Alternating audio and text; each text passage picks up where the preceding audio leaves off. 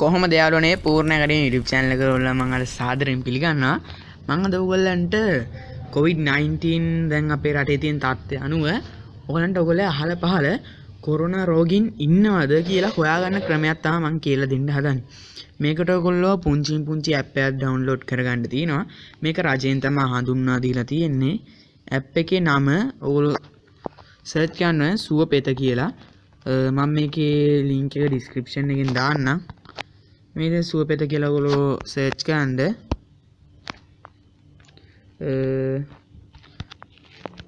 මෙන්න මේ app එක තමයි ඔයගොල්ලෝ download කරගන්න තියෙන්නේ. සුවපෙත කියලා. මෙන්න මේ logo එක තමයි ඒකේ තියෙන්නේ. මේ app එක දැන්ට ගොඩක් දෙනෙක් download කරලා දිනවා. CIK download කියලා පෙන්නන එතන. මේක රජෙන් තමයි හඳුන්වා දීලා නම් තියෙන්නේ. මේ විදිහට ඔයගොල්ලෝ මේ app එක මුල්ම සැරේ open කරගද්දී ඔයගොල්ලෝ පෙන්නනවා. මම පොඩ්ඩක් අපහු මේක search කරගන්න. මගේ ඉතින් back වුණා.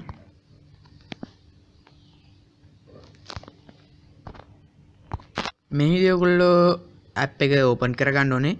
download කරලා install කරලා පස්සේ ඊට පස්සේ මේ විදිහට ඔයගොල්ලෝ app එක open වෙනවා.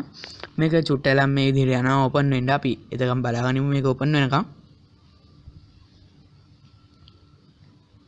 මේකට ඔයගොල්ලෝ කිලෝමීටරයක් දුරින් ඉන්න රෝගීන් කී දෙනෙක් ඉන්නවද ඒ අතරමැදි කොච්චර ඉන්නවද කියලා හොයාගන්නත් පුළුවන්. ඔයා ඉන්නේ ආරක්ෂිත කලාපයකද නැද්ද කියලා හොයාගන්නත් පුළුවන්. එතකොට තව කිලෝමීටර් නෑ මීටර් 500ක් දුරින් කොච්චර ඉන්නවද කියලා හොයාගන්නත් පුළුවන්.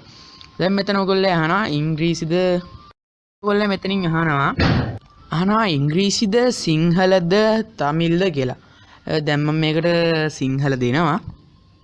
ඔයගොල්ලෝ කැමති භාෂාවක් තෝරගෙන මේක ඊට පස්සේ මේ විදිහට රහස්‍යතා ප්‍රතිපත්තිය කියලා මේ විදිහට පෙන්නනවා. දැන් මෙතන සිංහලින් දුන්න හින්දා ඔයගොල්ලන්ට කැමති නම් මේක කියවන්න පුළුවන්. නැත්නම් මේ යටින්ම ඔයගොල්ලන්ට පේනවා agree and continue කියලා නිල් පාට බටන් එක. ඒක ඔයගොල්ලෝ එක සැරයක් ටච් කරන්න. මේ විදිහට ටච් කරලා පස්සේ ඔයගොල්ලෝ Facebook සමගින් ඉදිරියට යන්නද Google සමගින් ඉදිරියට යන්නද කියලා අහනවා. දැන් මම මෙතනින් දෙන්නේ Google සමගින් ඉදිරියට යන්න කියලා.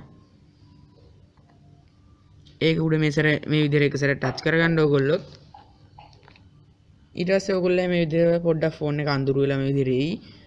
දැන් මෙතන මගේ Gmail එක මම මේක දෙනවා.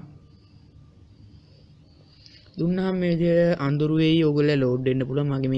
ඕගොල්ලෝ මේ විදිහට ලෝඩ් වෙන්න පුළුවන්. මගේ ෆෝන් එක ටිකක් slow RAM එක මදි හින්දා අපි දැන් ටිකක් බලාගෙන මේක ලෝඩ් වෙනකම් මේ විදිහට ඔයගොල්ලන්ට පාට ලෝඩ් වෙනවා. පේනවා කොළ පාට විදිහට නිල් පාට පාර විදිහට. ඊට පස්සේ මේ වගේ තැනකට ආපහු ලෝඩ් වෙනවා. ඕගොල්ලෝ මේකේ පහළටම යන්න ඕනේ. එතකොට තියෙන allow කියලා බටන් එක නිල් පාටින් ඒ උඩ එක සැරයක් ටච් කරන්න. ඊට පස්සේ මේ විදිහට ඕගොල්ලන්ට උඩින් පේනවා ලෝඩ් වුණා. දැන් මේ විදිහට ඒක ආපහු ලෝඩ් වෙන්න ගන්නවා. ඕගොල්ලන්ට පේනවා ඇති. අපි ටික වෙලා බලාගනිමු. ඔයාලා ෆෝන් එකේ මේ වෙලේදී එක සෑම ලොකේෂන් ඔන් වෙනවා. ඊට පස්සේ මේ විදිහට ඔයගොල්ලෝ ෆෝන් එකෙත් පෙන්නනවා ඇති. මගේ ෆෝන් එක පොඩ්ඩක් ස්ලෝ ඒකින්ද මෙහෙම පෙන්නන්නේ. දැන් කොවිඩ් දත්ත ලබා ගැනීම පවතී කියලා ඔයගොල්ලෝ ඉංග්‍රීසි දුන්නා නම් ඉංග්‍රීසියෙන් සිංහල දුන්නා නම් සිංහලෙන් ඔය විදිහට පෙන්නනවා. දැන් මේ විදිහට මම ඉන්න තැන වෙන්නවා සජීවී කොවිඩ් තත්ත්වය කියලා මෙතන උඩින් තියෙනවා. එතන සජීවී කොවිඩ් තත්ත්වය බලා ගන්න පුළුවන්. මෙතන සිතින් මට මද වෙලා ටච් කරන්න. එතකොට ඔයගොල්ලෝ ඉන්න තැන එහෙම වෙනස් කරන්න පුළුවන්. දැන් මම එතන මේ විදිහට ටච් කරා. මෙතන මගේ ස්ථානය පෙන්වන්න කියලා එකක් තියෙනවා. ඔයගලන්ට ඒක ටච් කරන්න පුළුවන්. ඔයා ඉන්න තැන බලා ගන්න. මෙතන පෙන්නනවා ආරක්ෂිත කලාපයක කියලා. මම ඉන්න ආරක්ෂිත කලාපයකි. මීටර 500ක් ඇතුළත සිටින රෝගීන් ගන්න 0යි. කිලෝමීටරයක් ඇතුළත සිටින රෝගීන් ගන්න 4ක් තියෙනවා. දැන් මේ විදිහට මගේ ස්ථානය මම ඔබනවා. ඔයගලන්ට පේනවා මෙතන මං ඉන්න ස්ථානය. දැන් මම මේක ටිකක් ලොකු කරලා බලනවා.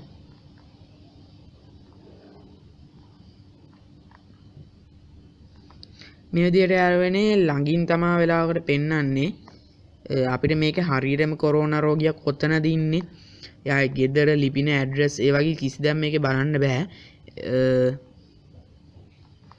මේ විදිහට ටිකක් ලෝඩ් වෙනවා. ඔයගොල්ලන්ට බලා ගන්න පුළුවන් මගේ ෆෝන් එකේ. මම අද මේ ටික තමයි යාළුවනේ කියලා දෙන්න හිටියේ. ඔයගොල්ලන්ට මේකේ ගොඩක් දේවල් ඔයගොල්ලන්ට මෙතන තියෙනවා බෙල් අයිකන් එකක් තියෙනවා. මෙතන ඔයගොල්ලන්ට ඕන නම් සෞඛ්‍ය නිලධාරීන්ට වගේ සුවසැරියට වගේ කෝල් කරන්න පුළුවන් මේ කෝල් ලකුණ එපුවාම ගිලන් රථයකට අමතන්න කියලා තියෙනවා. කොවිඩ් පැතිරියාම ආශ්‍රිත දැනුම් දීම් කියලා ওই විදිහට තියෙනවා. ඔයගොල්ලෝ මෙතන ආයේ මම හෝම් එකට යනවා. දැන් මම මෙතන නවතම කොරෝනා තත්ත්වය බලන්නවා. උඩ ඔයගොල්ලන්ට බෙල් ලයිට් එකක් වගේ එකක් තියෙනවා පේනවා. ඒක ඔබන්න.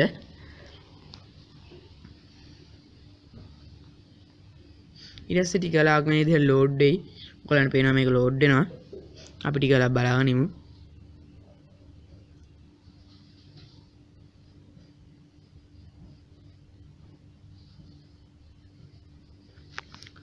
මේ විදිහට පේනවා සක්‍රීය රෝගීන් 25997ක් තියෙනවා. සුව ලැබීමුත් තියෙනවා. මරණ 1243ක් තියෙනවා.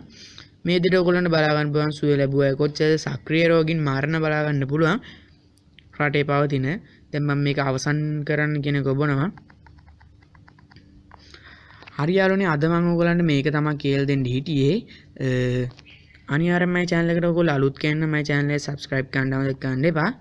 එහෙනම් යාළුවනේ අලුත් වීඩියෝ එකකින් හම්බෙමු. ඔයගොල්ලෝ යාළුවෙක්ට දැනගන්න මේක share කරන්න අමතක කරන්න එපා. like කරන්න, comment කරන්න. සුබ දවසක්.